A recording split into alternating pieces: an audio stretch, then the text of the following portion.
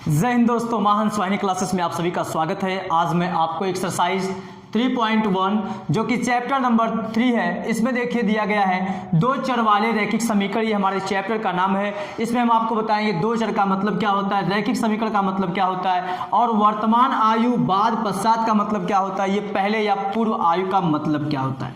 सबसे पहले हम आपको बताते हैं दो चर का मतलब क्या है। देखिए दो चर, इसमें कहने का मतलब एक x रहेगा, दूसरा y होगा। इस चैप्टर में यूज होगा या तो y z आप ले सकते हैं या p और q के फॉर्म में ले सकते हैं, मतलब इसमें दो ठो चर यूज होंगे। फिर बात आती है यहाँ पे रैखिक समीकरण का मतलब क्या होता है। रैखिक समीकरण का मतलब है जिसमें घात जो हमारी हो, अधिकतम जो हमारी घात होती हो वो एक हो। जैसा कि देखिए यहाँ पे अधिकतम घात एक है, यहाँ पे अधिकतम घात एक है, कोई यहाँ पे द्विघाती नहीं है। ठीक है, तो इसमें रैखिक समीकरण होगा और इसमें दो ठो चर रहेंगे, जैसा कि यहाँ पे आपको दिख रहा है, ये दो चर वाला है और रैखिक समीकरण है। अब बात करते हैं वर्तमान आयु क्या होता है। वर्तमान आयु और बाद या पश्चात, जब क्वेश्चन में कह देगा बाद वाली आयु या पश्चात वाली आयु या पहले या पूर्व की आयु का मतलब क्या है। हम बात करते हैं, मान लीजिए आज आपकी एज है 20 ईयर। जो आज आपकी एज 20 ईयर है, मतलब 20 वर्ष, ये आपकी वर्तमान आयु हो गई। अगर हम कहें 2 साल पहले आपकी आयु क्या थी, तो इसमें से आप घटा देते हैं, मतलब 20 में से आज वाली एज में से 2 कम कर देंगे, तो यहाँ पे आपका आ गया 18 वर्ष। ठीक है, तो जब पहले कहा जाए या पूर्व कहा जाए तो आयु में से कम कर देंगे। ठीक है, और जब बाद कहा जाए या पश्चात कहा जाए तो उसी वर्तमान में जोड़ देंगे। किसमें जोड़ रहे हैं, किसमें घटा रहे हैं, वर्तमान वाले में। इसका मतलब सब कुछ हमारा काम चलेगा वर्तमान से। ठीक है, अगर हम कहें 3 वर्ष बाद आपकी आयु क्या होगी, तो 20 में 3 जोड़ देंगे, आपका हो जाएगा ये 23 वर्ष। तो ये बात आपको क्लियर हो गई होगी, वर्तमान आयु का मतलब या पहले वाली आयु का मतलब या बाद या पश्चात का मतलब, और ये वर्तमान आयु और ये पूर्व या पहले का मतलब। अब चलते हैं क्वेश्चन फर्स्ट पर।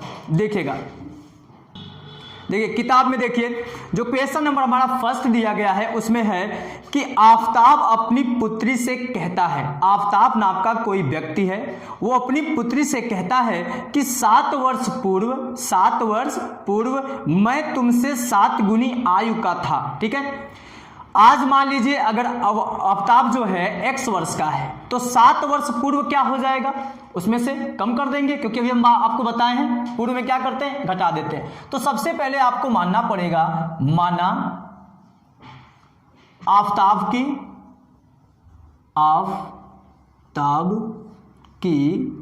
वर्तमान आयु, क्योंकि सब कुछ काम करते हैं वर्तमान आयु से। माना आफताब की वर्तमान आयु x वर्ष है। क्या मान लिए, x वर्ष है। ठीक है, उसके बाद इनकी जो पुत्री है उनकी आयु मान लेते हैं y वर्ष। क्या मान लेंगे, y वर्ष। ठीक है, तथा पुत्री की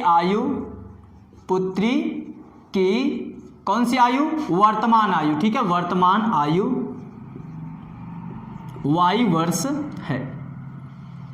अब आफताब कहते हैं कि 7 वर्ष पूर्व मैं तुमसे 7 गुनी आयु का था। तो सबसे पहले निकाल लेते हैं 7 वर्ष पूर्व। 7 वर्ष पूर्व आफताब की आयु कितनी रही होगी, 7 वर्ष पूर्व आफताब की आयु बताइए। 7 वर्ष पूर्व आफताब की आयु x-7 कर देंगे, क्योंकि आज आफताब x साल का है, तो 7 साल पहले उनकी आयु 7 कम कर देंगे, अभी हम आपको बताएं शुरू में ही। फिर उसके बाद 7 वर्ष पूर्व पुत्री की आयु पता कर लेते हैं। 7 वर्ष पूर्व पुत्री की आयु। ठीक है, पुत्री यहाँ पे की और यहाँ पे आयु क्या हो जाएगी, पुत्री की आयु में से 7 कम कर देंगे, क्योंकि आज पुत्री y साल की है। ठीक है, फिर उसके बाद कहा गया है अब से अच्छा, 7 वर्ष पूर्व मैं तुमसे 7 गुनी आयु का था। अब तो पता चल गया कि 7 वर्ष पूर्व आफताब कितने वर्ष के हैं और 7 वर्ष पूर्व पुत्री कितनी वर्ष की है। आफताब कह रहे हैं 7 वर्ष पूर्व मैं तुमसे 7 गुनी आयु का था। अब देखिए गुना का मतलब क्या होता है। ये गुना का मतलब, जैसे अगर हम कहें, देखिए बताते हैं आपको गुना का मतलब। मान लीजिए आपके पास 20 रुपया है और उसका 3 गुना हमारे पास है, तो इसका मतलब है उसमें 3 से गुणा करेंगे। ठीक है, तो क्या आ जाएगा, 60 आ जाएगा। तो गुना का मतलब होता है उसमें गुणा करना। अधिक का मतलब क्या होता है, उसमें जोड़ देना। ठीक ना, अगर आपके पास 20 रुपया है और उससे 10 रुपया अधिक हमारे पास है, तो इसका मतलब 20 में 10 जोड़ देंगे तो ये मिल जाएगा। और कम का मतलब क्या होता है, कम में घटा देते हैं। ठीक है, जैसे पूर्व में क्या करते थे, घटाते थे। ठीक ना, पहले में भी घटाते थे आयु वाले में। यहाँ पे अगर रुपया की बात करें या एज की बात करें, अगर कम कह दे तो घटा देंगे, अधिक कह दे तो जोड़ देंगे, गुना कहेगा तो गुणा करेंगे। ठीक है, अब उसके बाद यहाँ पे कहा गया है कि आफताब जो है 7 वर्ष पूर्व, दोनों की जो आयु है आफताब और पुत्री की। अब लिखेंगे यहाँ पे प्रश्नानुसार। क्या लिखेंगे, प्रश्नानुसार। आफताब कह रहे हैं कि 7 वर्ष पूर्व मेरी जो आयु है, मैं तुम्हारी आयु, मतलब पुत्री से कह रहे हैं मैं तुम्हारी आयु का 7 गुना था। तो आफताब ना 7 गुना थे। जब आफताब 7 गुना थे तो बराबर करने के लिए पुत्री को 7 गुना करना पड़ेगा। तो यहाँ पे लिखेंगे प्रश्नानुसार x - 7, ये क्या है, आफताब की 7 वर्ष पूर्व आयु है। ये क्या पुत्री की आयु के बराबर है 7 वर्ष के? नहीं, क्योंकि उसमें कहा गया है कि जो आफताब की आयु है 7 वर्ष पहले, वो पुत्री की आयु का 7 गुना थी। आफताब की आयु 7 गुना थी, बराबर करने के लिए पुत्री को जब 7 से गुणा करेंगे तब मिलेगा। ठीक है, अब इसे सॉल्व कर लीजिए, इसका इसमें मल्टीप्लाई कीजिए। 7y माइनस यहाँ हो गया 49, ये y वाले को इधर भेज दीजिए। x - 7y इक्वल ये -49, ये उधर चला गया, प्लस में हो गया। ये x - 7y इक्वल, इसे घटा दीजिए, कितना आ जाएगा, ये 42 आ गया। ठीक है, इसे आप तुरंत मान लीजिए इक्वेशन नंबर 1। अब उसके बाद जो दूसरी कंडीशन है उसको देखिए क्या लिखेंगे। उसके बाद कहा गया है अब से 3 वर्ष बाद मैं तुमसे केवल 3 गुनी आयु का रह जाऊंगा। कौन कह रहा है, आफताब कह रहे हैं अब से 3 वर्ष बाद। तो पहले पता कर लेते हैं 3 वर्ष बाद दोनों की आयु क्या होगी। तो 3 वर्ष बाद या पश्चात, ठीक है, बात एक ही है दोनों का मतलब। 3 वर्ष पश्चात आफताब की आयु बताइए क्या होगी। आज आफताब x वर्ष के हैं, तो 3 वर्ष बाद x + 3 हो जाएंगे, और तब 3 वर्ष बाद 3 वर्ष बाद पुत्री की आयु क्या हो जाएगी। 3 वर्ष बाद पुत्री की आयु हो जाएगी y + 3, यही ना। देखिए आफताब कह रहे हैं 3 वर्ष बाद मैं तुमसे केवल 3 गुनी आयु का रह जाऊंगा। मतलब आफताब कह रहे हैं मैं तुमसे 3 गुनी आयु का रह जाऊंगा। इसका मतलब बराबर तब होगा जब पुत्री को 3 से गुणा करेंगे। ठीक है, पुत्री की आयु 3 वर्ष बाद पता चल गई, आफताब की आयु पता चल गई, और बराबर कब होगा, क्योंकि आफताब 3 गुना है, जब पुत्री में 3 से गुणा करेंगे तब। अब वहां पे देखिए जगह नहीं है तो इसलिए हम थोड़ा वहां पे लिखते हैं। ठीक है, देखिएगा यहाँ पे लिख रहे हैं, फिर लिखेंगे प्रश्नानुसार। बताइए आफताब की आयु 3 वर्ष बाद क्या है, x + 3। ठीक है, पुत्री की आयु क्या है, y + 3। क्या 3 वर्ष बाद दोनों की आयु बराबर है? नहीं, आफताब कह रहे 3 साल बाद मैं तुमसे तुम्हारी आयु से 3 गुना बड़ा हो जाऊंगा, 3 गुना हो जाऊंगा। तो पुत्री की आयु जब 3 से गुणा कर देंगे तब दोनों बराबर हो जाएंगे। ठीक है, क्योंकि पुत्री 3 गुना कम होगी ना, इसका मतलब वो 3 गुना ज्यादा है। तो ये देखिए x - 3y इक्वल ये 9, इसे उधर भेजेंगे -3, तो x - 3y इक्वल 6 हो गया। इसे आपको मानना इक्वेशन नंबर 2। अब ये समीकरण 1 और समीकरण 2 को सॉल्व करके आपको ग्राफ खींचना है, क्योंकि इसमें कहा गया है क्या यह मनोरंजक है, मतलब क्या ये मजाक किया गया है कि ये ऐसा नहीं हो सकता है। इस स्थिति को बीजगणितीय एवं ग्राफी रूपों में व्यक्त कीजिए। तो ये आपका बीजगणितीय रूप में हो गया है, अभी इसको ग्राफ पे खींचना है। देखिएगा हम कैसे सॉल्व करते हैं। अब देखिए इनका ग्राफ खींचने के लिए सबसे पहले हमको बिंदु पता करना होगा, क्योंकि बिंदु पता रहेगा तो तभी हम इसका ग्राफ खींच सकते हैं। अब देखिए कैसे खींचेंगे। लिखेंगे समीकरण 1 से, बताइए यहां से अगर आप x का मान निकालेंगे, x का अगर वैल्यू आप निकालेंगे, देखिए या तो आप y का वैल्यू निकाल लीजिए। y का अगर वैल्यू आप निकालना चाहेंगे तो यहां से हो जाएगा -7y इक्वल क्या हो जाएगा -42, और ये उधर भेजेंगे तो क्या हो जाएगा -x। और जब यहाँ से y का वैल्यू निकालेंगे तो इसे नीचे भेजेंगे और ये माइनस से माइनस कॉमन लेके कट जाएगा, तो यहाँ मिल जाएगा 42 + x/7। ठीक है, अब इसका साइडिक खींचना है। समीकरण 1 से y इक्वल ये मिला साइडिक रूप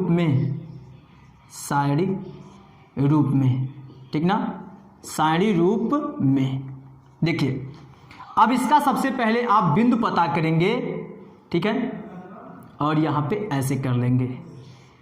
यहाँ पे आपको x लेना है, अपने स्वेच्छानुसार अपने मन से आपको x का मान रखना है, और इसी का जो y का मान देखिए यहाँ पे दिया गया है, y का वैल्यू आपने समीकरण 1 से निकाला है, तो 42 प्लस, इसको थोड़ा सा बड़ा कर देते हैं, क्या मिला है 42 + x/7, यही ना, 42 + x/7। देखिए y इक्वल 42 + x/7। बताइए यहाँ पे x का वैल्यू आपको ऐसा लेना है ताकि आप बिंदु दिखा सके, ये नहीं कि बहुत बड़ा वैल्यू ले लेंगे, बड़ा वैल्यू लेंगे तो आप ग्राफ नहीं खींच सकते। तो यहाँ पे 0 अगर ले लिए x का वैल्यू, तो बताइए यहाँ पे x के जगह पे 0 रखेंगे, 0 में 42 जोड़ेंगे 42 आएगा, 42 को 7 से भाग देंगे तो 7 × 6 42, तो y का मान मिला 6। मतलब x का मान अपने मन से रखेंगे, y का मान प्राप्त करेंगे। अब एक बिंदु हमको मिल गया 0 पर 6 मिला, इसलिए पहला बिंदु हमारा हो गया 0,6 हो गया। ठीक है, अब फिर उसके बाद x का वैल्यू कुछ ऐसा ले लीजिए ताकि एक y का वैल्यू और मिल जाए। कम से कम 2 बिंदु पता करेंगे, क्यों 2 बिंदु रहेगा तभी आप लाइन खींच सकते, तभी आप ग्राफ खींच सकते, तो कम से कम 2 बिंदु रहना जरूरी है। तो x का वैल्यू एक और ले लीजिए, ऐसा वैल्यू लीजिए ताकि यहाँ पे रखने पे कटे भी, ये नहीं कुछ ऐसा वैल्यू ले लीजिए और कटे भी ना, दशमों में आ जाए तो फिर ग्राफ खींचने में दिक्कत हो जाएगा। तो यहाँ पे अगर हम 7 लेंगे x का वैल्यू, देखिए 7 और 42 जोड़ेंगे 49 हो जाएगा, 49 को 7 से भाग देंगे 7 आएगा। ठीक, तो यहां से बिंदु आपको मिल गया साइडिक 1 से ये वाला। अब उसके बाद यहां से दूसरे वाले से समीकरण 2 से ऐसे बिंदु प्राप्त करेंगे। लिखेंगे समीकरण 2 से, बताइए वहां से जब आप y का वैल्यू निकालेंगे, बताइए y का जब वैल्यू निकालेंगे तो x -6 और इसे उधर भेजेंगे तो 3y हो गया, और इसे 3 को नीचे भेजेंगे तो ये ऐसे बन जाएगा ना, तो y का वैल्यू ये। समीकरण 2 से y इक्वल x -6/3 का साइडी रूप। ठीक है, देखिए अब उसका साइडी खींचते हैं। किसका साइडी? इस वाले का, समीकरण 2 का साइडी खींचते हैं। जब इसका आप साइडी खींचेंगे तो यहां पे आपको मिलेगा, बताइए यहां पे हम अपने स्वेच्छानुसार x रखते हैं और यहां पर y का वैल्यू आपका मिल रहा है समीकरण 2 से x -6/3। ठीक है, x का वैल्यू आप अपने मन से रखिए, तो आप कहेंगे सर पहले 0 रख लेते हैं, क्योंकि 0 में से -6 करेंगे तो -6 आएगा, -6 को 3 से डिवाइड करेंगे तो -2 आएगा। फिर उसके बाद x का वैल्यू कुछ ऐसा लीजिए ताकि y का वैल्यू मिले। तो अगर आप x का वैल्यू 6 ले लेते हैं, देखिए x का वैल्यू 6 ले लिए, तो यहाँ पे जब 6 रखेंगे 6 -6/3, 0/3 क्या आ गया 0 आ गया, तो y का वैल्यू क्या आ गया 0। अब आपको दो बिंदु यहां मिले, दो बिंदु यहां मिले, अब इसको आपको बना देना है ग्राफ पर। अब हम यहां पे ग्राफ पेपर तो हमारे पास यहां पे नहीं है, बट हम इसको ग्राफ के जैसा दिखाते हैं आपके सामने। ये देखिए आपके सामने एक हम ग्राफ पेपर बना दिए, ठीक ना। ग्राफ चार्ट ऐसे आपको मिलेगा और इसमें ही आपको ग्राफ का निरूपण करना होगा। ये बताइए यहां से जो आपको बिंदु मिल रहा है, जो समीकरण 1 से, इसका आप स्क्रीनशॉट ले लीजिएगा। यहां से जो आपको बिंदु मिल रहा है, बिंदु आपको मिलेगा, देखिए x पर ये मिला है तो 0,6 तथा जो दूसरा बिंदु है 7 पर 7 मिला है तो 7,7 होगा, ठीक है। उसके बाद जो समीकरण 2 से जो बिंदु आपको मिल रहा है, एक मिला देखिए 0 पर -2 मिल रहा है, उसके बाद 6 पर 0 मिल रहा है। इसी को आपको ग्राफ में दिखाना है। तो यहाँ देखिए मूल बिंदु होता है, उसके बाद यहाँ पर आपका 1 हो गया, ये 2 हो गया, ये 3 हो गया, ये 4 हो गया, ये 5, ये 6, यहाँ पर 7। लगभग देखिए मैक्सिमम ये 7 तक गया है, इसलिए हम 7 तक लिए हैं, ठीक है। उसके बाद अगर यही वैल्यू आप मन से बहुत बड़ा वैल्यू लेंगे ना, तो यहाँ पे ग्राफ चार्ट में दिखाने में ही आपको दिक्कत होगा, इसीलिए मना कर रहे थे कि यहाँ पे बड़ा नंबर नहीं लेना है। यहाँ पे आपका हो जाएगा ये माइनस वाला -1, ये -2, -3, -4 और ये -5 और ये -6। सेम ऐसे ही ऊपर 1, ये 2, ये 3, ये 4 हो गया, ये 5 हो गया और ये 6 और ये 7, ये 8, ठीक है। यहाँ पे -1, -2, -3, ये -4, -5, -6। अब चलते हैं इसको दिखाने के लिए। बोलिए पहले वाले साइड के लिए 0 पर 6 है, इसका मतलब x का वैल्यू 0, x पर चलना ही नहीं, ये x अक्ष है, ये y अक्ष है, x पर नहीं चलना है, y पर कितना चलना है, 6 चलना है। तो बताइए y पर प्लस में ना, क्योंकि ये प्लस में है, 1 2 3 4 5 6, इसका मतलब वो बिंदु हमारा यहाँ पर होगा। कौन सा बिंदु, 0,6, ठीक है, वो लिख देंगे वैसे। फिर उसके बाद इसी समीकरण का 7 पर 7 आया है, उसको भी खींच लीजिए। 7 पर 7, x पर 7 चलना है प्लस में, देखिए प्लस में है, प्लस में 7, y पर देखिए प्लस में 7 चलना है ऊपर यहाँ पर। बताइए 7 यहाँ पर है और ये 7 यहाँ पर है और ये दोनों देखिए ये मिल रहा है यहाँ पर, इसका मतलब वो बिंदु हमारा यहाँ होगा, ठीक है। तो एक बिंदु आपका 0,6 मिला, एक मिला 7 पर 7 मिला, तो इसको आप ऐसे खींच देंगे, लाइन यहां से खींचेंगे तो आपको ऐसे ग्राफ मिल जाएगा। ये आपका हो गया ग्राफ, ठीक है। किसका ग्राफ हो गया, 7,7 पर और 7,7 और बिंदु 0,6 का, मतलब समीकरण 1 का ग्राफ ये आपका हो गया। समीकरण 1 क्या था, y इक्वल, यहाँ पे लिखेंगे y इक्वल 42 प्लस x/7 का ये ग्राफ हो गया, ठीक है। अब उसके बाद दूसरे वाले का खींचना है, ध्यान दीजिएगा। 0 पर -2 है, देखिए 0, x का वैल्यू 0 और y का वैल्यू -2, तो बताइए x पे चलना ही नहीं है, y पर -2 चलना है, तो यहाँ पे मिल गया, ठीक ना। तो यहाँ पर ये जो बिंदु होगा हमारा 0,0,-2 होगा, एक बिंदु यहाँ पर, किसका, समीकरण 2 का। फिर समीकरण 2 का एक बिंदु है 6 पर 0 है, 6 पर 0 है, मतलब x का वैल्यू 6 और y का वैल्यू 0, तो y पर चलना ही नहीं है, x का कितना चलना है, 6 चलना है, x पर 6 चले और y पर चलना नहीं है, बिंदु यहाँ होगा। अब इसको आपको ऐसे खींच देना है, ठीक है। इसको जब आप ऐसे खींच देंगे तो ये हमारा हो गया, ये ऐसे जाएगा, ठीक है। तो ये हो गया आपका ग्राफी निरूपण, ठीक ना। तो ये हो गया इसका ग्राफी निरूपण, और ये था आपका जो इससे पहले समीकरण 1 और समीकरण 2 बना था, वो बीजगणितीय रूप था। तो अगर आपको पसंद आया हो तो प्लीज़ चैनल को सब्सक्राइब कीजिएगा और बेल आइकन को जरूर प्रेस कीजिएगा। थैंक्स, मिलते हैं आपसे नेक्स्ट क्वेश्चन को लेकर नेक्स्ट टाइम। थैंक्स।